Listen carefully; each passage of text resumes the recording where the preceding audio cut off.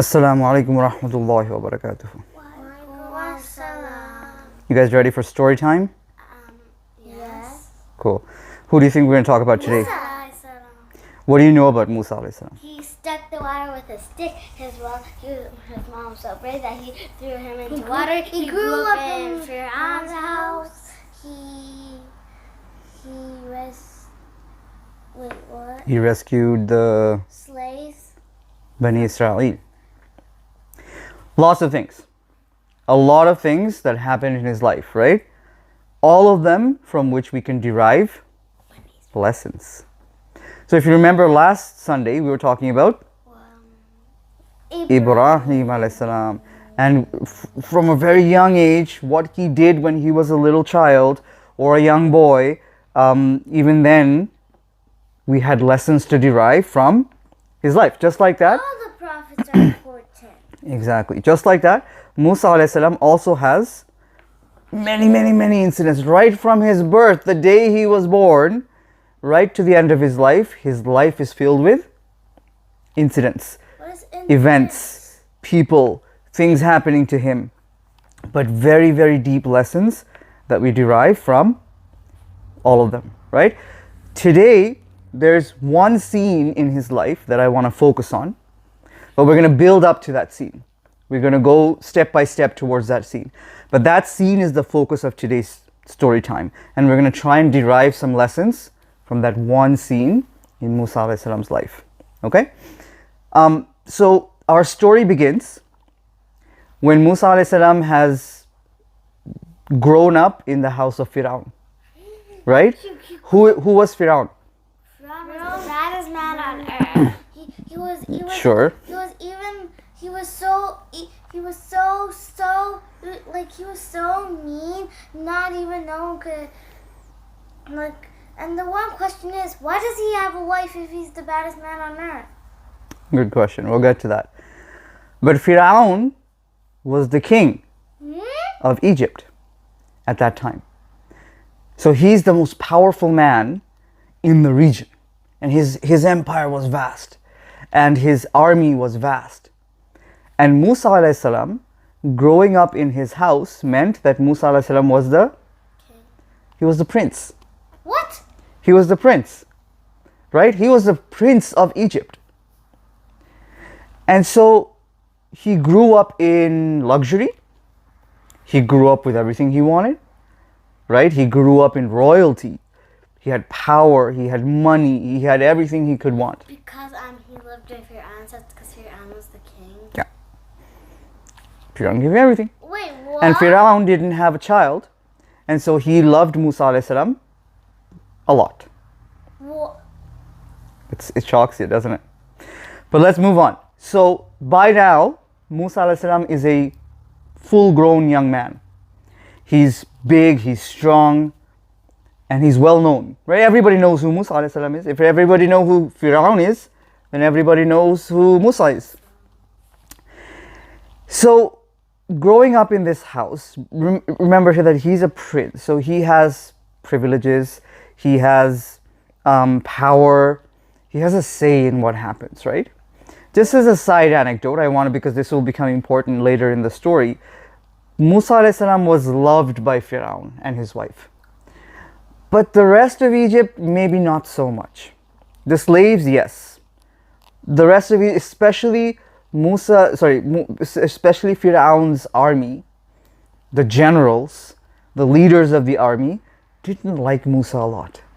For some reason, they just didn't like him. What did he do? We're not sure. But they just didn't like him. And secretly, they were talking behind his back, and they were talking to themselves. In front of Fir'aun, it was all good. But in the background, they were kind of talking amongst themselves about Musa alayhi Because salam. they know if they didn't from Fir'aun, he would get angry. Exactly. And Fir'aun was a tyrant, right? He led with an iron fist. So at this time when the story starts, our scene begins in a bazaar, in a marketplace in Egypt at that time. Musa alayhi salam is walking down the road and he sees this Banu Israelite, a slave, being beaten up being beaten up by one of the soldiers. He's being beaten up by one of the soldiers. And so Musa alayhi salam, being the man that he is, he has a soft heart, and we'll learn more about this later on. Musa alayhi salam has a soft heart. And so he doesn't like seeing a slave being beaten up by a soldier. He feels sorry for the guy. And so he goes and intervenes. And remember, the soldiers don't like him. And so the soldiers were like, how dare you? You're interfering in my duty. And the soldier comes to attack him. And Musa alayhi salam gives him one little punch, and the guy's dead. What? The soldier dies. One punch from Musa, and the soldier dies. Alayhi salam. The soldier cannot die. He should be fainted or hurt. He can't be just dying. That's how strong Musa alayhi salam is. Look, he did this and they just died? Yeah, just died. What? Not like... He's a very, very strong man. Okay? So now, even though he's the prince, but he has killed a soldier of Fir'aun. He doesn't want to go to Fir'aun and say, hey, I killed one of your soldiers today. Because the soldier of Fir'aun was doing the right thing. Apparently, according to Fir'aun, because Fir'aun wanted the slaves to be ruled with tyranny. So if they needed to be beaten up, beat them up. If they need to be killed, kill them. Don't worry about it. And we know that Fir'aun is not opposed to killing. He's been killing babies ever since, before the birth of Musa alayhi salam, right? And so Musa alayhi salam is a little scared. Like, what's Fir'aun going to do to me? So he doesn't say anything. He leaves the scene. He saves the slave and he leaves the scene. The next day, the same slave is being beaten up by another soldier. What? And Musa alayhi salam is looking at this from a distance, and he's like, this guy's a troublemaker. This slave is a troublemaker. He wasn't being suppressed or oppressed by the soldier yesterday. He was obviously doing something that led him to be beaten up. And today the same slave is being beaten up by another soldier. And Musa alayhi salam starts to approach. He wants to talk to the guy. And now the slave sees Musa coming, and he realizes in his head what's going on in Musa's mind. Alayhi salam. And he starts to shout, oh, you're going to kill me now? Like you killed the soldier yesterday? So what happens all of a sudden? All of a sudden, everybody knows who killed the soldier. Because it's a big deal. Somebody killed a soldier of Fir'aun. Nobody knows who did it. Now the slave rats him out. And he's like, you killed the soldier yesterday. Now you've come to kill me because you think I'm a troublemaker? So one of the other soldiers? No, the slave. The slave that was saved by Musa alayhi salam yesterday. The same slave is being beaten up today. And when he sees Musa, he realizes what Musa alayhi salam is thinking. And he starts to shout because he thinks Musa is going to kill him. Because he knows how strong he is. Right? Getting beaten up by the soldier is nothing. If he gets beaten up by Musa, he's not going to survive. So he's like, are you here to kill me now? And then, so what does everyone realize? That Musa killed one of Fir'aun's soldiers. And now Musa alayhi salam becomes A prisoner? He becomes a wanted man in Egypt. He can no longer go back to the palace of Fir'aun. He has to now what? Beg. He has to flee. So he goes into hiding. Musa alayhi salam goes into hiding. He's seriously contemplating what to do. One of the generals of Fir'aun's army was actually Musa alayhi salam's best friend. One of the generals, I believe. He comes to Musa alayhi salam and says, you know what, dude? The soldiers, they're going to kill you. Because there's been a meeting in the house of Fir'aun. Fir'aun, because this is his foster son, right? He doesn't want to kill him. Like, you know what? If you find Musa, bring him to me. I want to punish him for what he did. But the soldiers don't like him. The soldiers want to kill him. So they after talking to Fir'aun, they amongst themselves decide, you know what we're going to do? If we find Musa, we're just going to kill him. We're not going to bring him to Fir'aun. We're just going to kill him. Baba. He killed one of us, we're going to kill him. And so they realize, and his best friend was in there, and his best friend goes to him and says, you know what, the soldiers, they're not going to let you live. They're going to create some kind of accident, and they're going to just get rid of you, dispose of you. You need to get out of here. You need to get out of here. And so Musa alayhi salam flees Egypt. Very important. He flees Egypt. He's on his way out of Egypt. And he goes, day after day after day, he journeys and journeys and journeys and journeys. He fled from what? Fear of his life.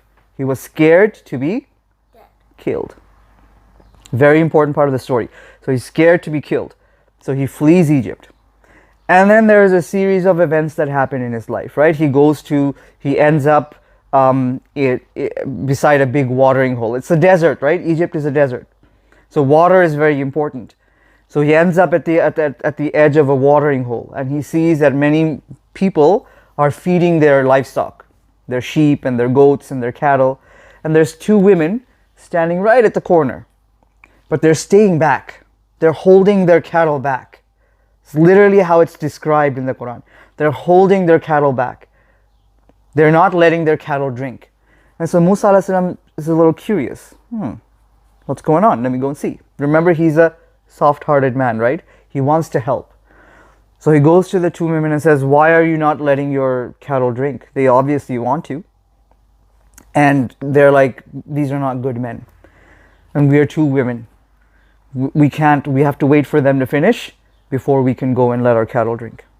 So Musa alayhi salam, the soft-hearted man that he is, offers to let the cattle drink, take the cattle of the women and let them drink. He's a soft-hearted man, right? So he takes the cattle and he lets them drink and brings them back. And then the women go away with their cattle, and Musa alayhi salam is sitting under a shade somewhere that he found. He's tired, he's exhausted. He's been traveling for days through the desert, heat, cold, no food, no water. So he's very, very tired. He sits down. And there's a very famous dua that he makes to Allah at this time. Very famous dua. He says, Allah, I am in need, desperate need. The word used in the dua is faqir. Faqir means someone who's literally begging. Amra Banglaয় বলি না ফকির? Faqir means what? Someone who's poor, someone who needs, a beggar basically. So he says, I am faqir for any good that you send down to me right now. Any good you send down to me, I can use. Ya Allah. He doesn't really know Allah at that point, but he still knows that there's a power up there that looks after him, his Rabb, his master. So that innate realization Allah gave in all of the prophets, that someone is up there. And so right after that, one of those girls comes back. One of those girls come back. And they said, we went home, we told our father what happened, how kind you are. He wants to meet you. He wants to meet you. And so Musa alayhi salam agrees. Well, he's hungry and he's thirsty, right? He needs some place to stay. So he agrees. Let's go. So they go to their house, and the father says, you know what? You're a man, you're a kind man. I've heard of what you've done, and I really, really appreciate it. I'm an old man. I can't take the cattle out. I can't do the work around the house. My daughters have to do all the work. So you know what? I'm going to give you a house. I'm going to give you food, and I'm going to let you marry one of my daughters in exchange for 8 years of your service. 8 years of your service. But if you give me 10 years, I will be very grateful. Musa alayhi salam agrees. So he marries one of the daughters, and he helps the man. So he does all the work in the house for 10 years. 10 years he does all the work. After 10 years, all of a sudden Musa alayhi salam has this urge to go back to Egypt. Remember, he's left family there. His brother Harun is there, his mother, his father, everyone is there. Also the house he grew up in. So the place that he knows is Egypt. That's where he grew up. He wants to go back. For some reason, Allah put that urge into Musa alayhi salam. Why? Has something good gotten there? Let's see. Let's move on with the story. Other accounts say it wasn't an urge to go back to Egypt. He just wanted to move to another place. Either way, Musa alayhi salam takes his family. By then, he probably has children. He takes his wife, he takes his children, and they start off on a journey. Remember, this is the desert. There's no fire. There's no water. There's no food. So they take what they can and they're walking through the desert. They're going somewhere, either back to Egypt or they're going somewhere. I agree with the later account. I don't think he was going back to Egypt, and it'll make sense when we get to the end of the story here, which we're almost at. So they're going back and it's nighttime. One day, it's night. They're walking through the desert. It's cold. So they want to settle down, but they don't have a fire.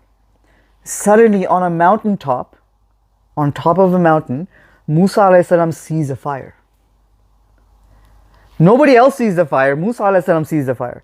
And he's like, you know what? These people have fire. Let's go get it. I'm going to go get some fire.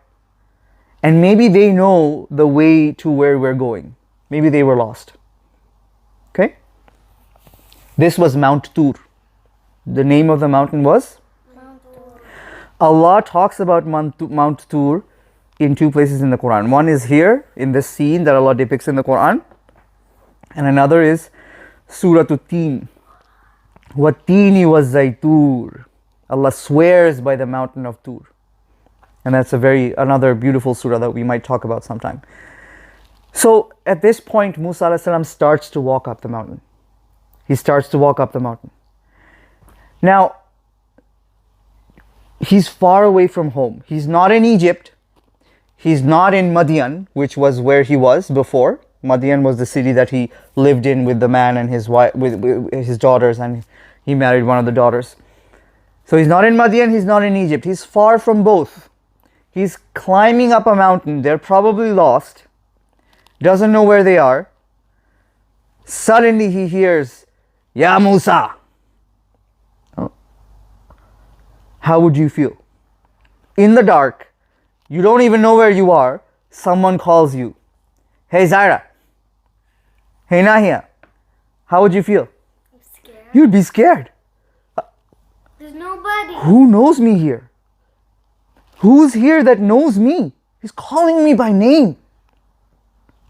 He's scared. He's looking around. And suddenly the voice says, I am your Rabb. Take off your shoes. What does the voice say? I am your Rabb. Take off your shoes. Who is this? Allah. It's Allah. Wait, what? Allah is talking to Musa alayhi salam. This is one of the most amazing scenes in the whole Quran. Allah directly talks to Musa alayhi salam. Hey Musa, take off your shoes. I am your master. Wait, why is he saying? Now, if he was scared before, now he's like, oh my goodness. Allah Jalla Jalal is talking directly to me. So Musa alayhi salam takes off his shoes. It's a sign of respect. You don't keep your shoes on when you're talking to Allah. He takes off his shoes. And Allah says, I have a job for you. And he's like, okay. He's like, I need you to go to the transgressing people. The people who've gone too far. People who are not listening to what I told them to do. People who have exceeded limits. I need you to go to them. And Musa alayhi salam is thinking, okay, who could these people be? Who could these people be? But I know for sure it's not Egypt, because those guys want to kill me. Allah won't send me back there because those guys want to kill me.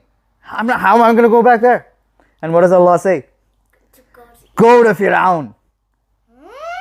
Go to Fir'aun. He has transgressed all limits. Your job is to give da'wah of the deen to him and bring him back. Return him to me. Make him return to me. And now at this point, you'd think he's a Rasul of Allah. Musa alayhi salam. Now he realizes who he is, right? He realizes who he is. And at this point, you think Allah tells him to do something. What is he going to do? He's going to do it. No. Musa alayhi salam says 5 things in reply to Allah. 5 things. And this is the most important part of our story today. Musa alayhi salam says 5 things to Allah. None of them are, yes, Allah, I'm on my way. It's shocking. None of them were, Allah, I'm on my way. You told me, I'm listening. So he says, how many things? 5. 5 things. And I want you to repeat them back to me. Okay? Very important. First thing he says is, Ya Allah, I am scared that they're going to call me a liar. What was the first thing? Allah, I'm scared that they will call me a liar.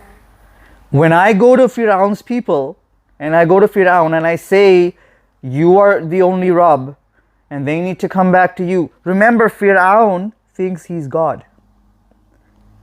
He says, Ana Rabbukumul A'la. I am your Lord, na'uzubillah. That's what he told everyone. I am your God. And so now when Musa alayhi salam is going to go back and say, no, you're not God, there is only Allah, and you have to bow down to him, what's Fir'aun going to say? He's going to say you're a liar, I'm the only God. Blah, blah. And so Musa alayhi salam realizes this. And the first thing he says to Allah is, Allah, I'm afraid they're going to call me a liar. Number two, remember he's a soft-hearted person, right? Number 2, he says, when they call me a liar, my chest is going to get tight. I'm going to be anxious. Anxiety. I'm going to be anxious. So what was the first thing? I'm scared they will call me a liar. Number 2, I'm going to get anxiety when they call me a liar. Number 3, when I get anxiety, I won't be able to speak. It's normal, right? When someone's chest has tightened up, they're feeling scared, they're feeling anxious, they're not going to be able to speak properly. Right? So number 3, he says, I'm not going to be able to speak properly. I'm not going to be able to speak properly. Remember me, what was number 1? I'm scared you'll call me a liar. Number 2? I'll feel anxiety. Number 3? If I feel my chest will be tight and I won't be able to speak. MashaAllah, you guys are so intelligent. You remember everything. Number 4, he says, you know what? Instead of me, send my brother Harun. He's a better speaker. He's more confident. Send him. Don't send me. And number 5, I'm afraid they're going to kill me. Number 5 is, I'm afraid they're going to kill me. You know what? You'd think this would be number 1. That he being scared for his life. Remember, he fled from Egypt because he knew they were going to kill him if they found him. That's why this whole thing began. He was a prince in a palace. And he had to flee that life because he was scared. He'd done something and he was scared that they were going to kill him. He flees so he can live. He wants exactly. to live. But then when Allah tells him to return, the first thing isn't, Allah, they're going to kill me. The first thing is what? They're going to call me a liar. Interesting. Because when he says all the things, yes, obviously they're going to kill him after he says all that stuff. Interesting. The last thing he's scared about is his life. The first thing he's scared about is them calling him a liar. What is going to happen if they call him a liar? He's going to be humiliated. He's going to get insulted. He's going to get disrespected. And Musa alayhi salam is more scared of being disrespected than he is of being killed. Important point. I'll come back to these 5 just in a second, and we'll kind of decipher what Musa alayhi salam is saying. But let's remember what they are. Number 1. Scared to call me Allah. Number 2. I put Anxiety, anxious. Number 3. my chest is gonna squeeze and I won't Won't be able to speak. Number 4. You weren't listening then. Send my brother. It's the me. Who is his brother? Harun. And number 5. I'm scared they're gonna kill They're going to kill me. Allah says 2 words in reply to all of these 5 things. Just 2 words in the Quran, so beautifully depicted. Allah literally says, just in 2 words, not at all, both of you go. Not at all, both of you go. Allah, I'm scared they're going to call me a liar. Not at all, don't worry about it. Allah, I'm going to get anxiety, my chest is going to tighten. Not at all, don't worry about it. Allah, I won't be able to speak. Not at all, don't worry about it. Hey! Allah, send my brother Harun. I can't do this. Both of you go. Hey! Both of you go. Allah, they're going to kill me. Not at all, don't worry about it. Why is he saying that? Exactly. And that is the point of our story today. So first, let's decipher what... He has good He has good points. You're absolutely right. And Allah doesn't say, what? How dare you? I told you to go. You're scared of your life. You're scared of being humiliated. Dude, go. Allah doesn't say that. Allah actually replies. And there is actually reassurance in these words. Just these 2 words that Allah says to Musa alayhi salam. But let's talk about what Musa alayhi salam asks from Allah first. So Musa alayhi salam is more scared of being humiliated than he is of dying. In scientific studies around the world, people being asked, what is your number 1 fear? What is your number 1 fear? Most people have answered, the majority of people have answered, public speaking. The second majority of people have answered something else. The third majority of people said dying. So people are more scared of publicly standing in front of some, large crowd and speaking than they are of dying. Dying is number 3. Why is that? I have no idea. I'm more scared of dying. People are scared of being humiliated. Remember Maryam alayhi salam? Who was Maryam alayhi salam? I don't know. Maryam alayhi salam was the mother of Isa. Isa alayhi salam's mother was Maryam. Who was Isa salam's father? You guys don't know the story, eh? No, you don't. We'll talk about it. Isa alayhi salam did not have a father. What? Allah created Isa alayhi salam without a father. Allah showed his power to the world. That you think that I can't create you out of nothing? Watch this. And he creates him without a father. But think of Maryam alayhi salam's situation. She is having a child, but there's no father. Take her to the... There's no father. And so Maryam alayhi salam is so scared that people are going to call her bad names. People are going to call her bad names. Why? You'll understand later in life. Right now, just understand, because she's having a child by herself, without a father, people are going to call her. And she's so scared of going back to society with this child. What society? To people. She went into seclusion. She went somewhere safe and secret to have the child. But she now has to come back with the child to society to survive. But she's scared of what people are going to say. She's scared.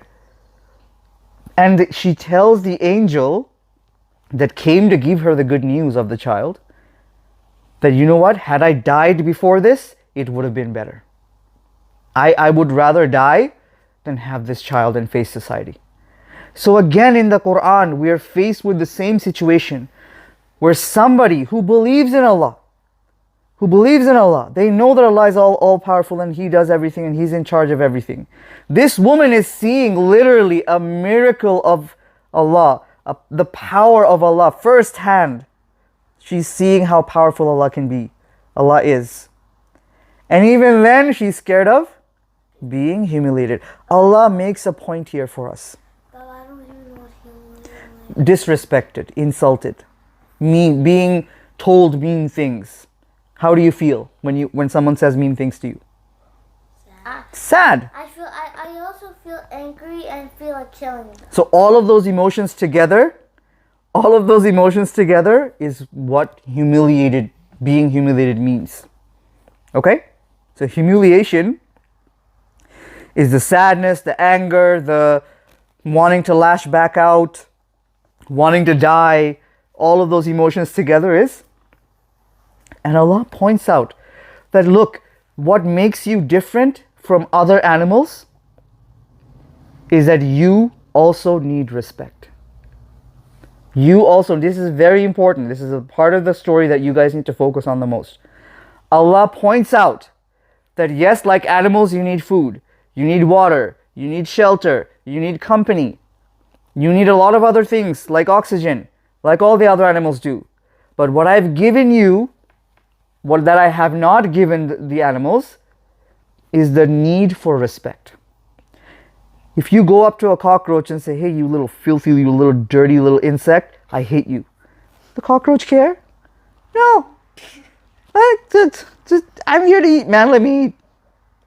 But if you go and say something mean to somebody, they get upset. A healthy human being, if they're humiliated by their friend or their coworker, they'll lose their appetite. They'll start crying. They won't want to eat. They can't sleep. The need for respect for humanity, for human beings, is that strong. And Allah acknowledges this. Remember, last Sunday we talked about how Allah devotes 5 ayats of the Quran to what Ibrahim a.s. was doing sitting in a cave. Because there's lessons to learn from there. The same thing, Allah depicts the scene of Musa a.s. talking to Allah, of Maryam a.s. talking to the angel about the fear of being humiliated. And Allah makes a point for us to learn from. And that point is that you, as a human being, you need to have respect. And Allah gave us respect, yes or no? He did. When He created the entire universe, the solar system, the stars, we see them and we're amazed. Allah, what did you make? But even after making all of this, Allah did not ask the angels to bow down to the universe, did He? No. But when He made Adam a.s., He told the angels, bow down to Him. Why? Because He was so proud of His creation. Allah gave us respect. Allah told the angels to bow down to somebody else other than Him. That's the level of respect that Allah gave to each human being.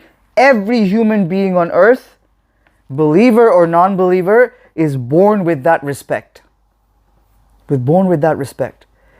And if you are not maintaining that respect, not only yourself but to others as well, you disrespecting someone is as serious to Allah as you killing somebody. Understand this. You disrespecting especially a believer, or any human being for that matter, you disrespecting, you taking away someone's humility is as bad as you killing somebody to Allah. When Prophet Muhammad ﷺ was about to leave Makkah, he loves this city. And he loves it even more because this is the city where his father Ibrahim ﷺ built the Kaaba. And he loves the Kaaba. He doesn't want to leave it. So much so that on his way out, he's talking to the Kaaba. He's talking to the Kaaba. The Kaaba can't talk. I know, but he loves it so much. And he also He's talking to the Kaaba. He's saying goodbye to the Kaaba. He doesn't want to leave. But at that moment, he says something else, which is astounding. It's a famous hadith.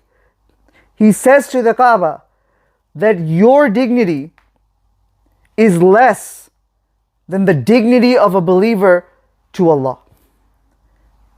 Your dignity, your respect, the respect of a believer to Allah is more than the respect for you. If we go to Allah's house, the Kaaba, would we ever imagine disrespecting it? No. Would we ever imagine going there and dancing around the house? No. It would shock the Muslim world if someone did that. But then we disrespect people on a daily basis. I hate you, Zaira. Nahiya, you're so mean. Right? Your friends do that to you. You do that to your friends. We do this on a daily basis to everybody. And then we come and stand in salah facing the Kaaba, respecting the Kaaba. But Allah Himself said, and the Prophet ﷺ said, that the respect, the humility, the dignity of a believer is more than the dignity of the Kaaba. It's a serious, serious thing. And yet we disrespect people on a daily basis. We say mean things to them. We say things that will hurt and demean a person right down to the rock bottom. But Allah also points out something else through this story. When Musa ﷺ said, Allah, I'm scared of being humiliated. Don't send me back. Allah says, don't worry about it. Go. Don't worry. Both of you go. Don't worry about it. What is Allah saying? When the prospect of you standing up for the truth, you standing up for the deen, you standing up for Allah comes, don't worry about humiliation. Don't worry about being respected or disrespected. Because Allah will take care of that for you. Allah will take care of that for you directly. When you are going to stand up for the truth, someone is doing wrong, and you need to stand up and say, no, I can't let you do this. Or you're doing the right thing. You're wearing hijab to school, and some little dude comes up and says, hey, what are you wearing on your head? Why do you wear that?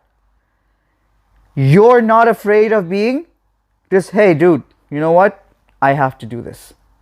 Don't worry about it. You live your own life.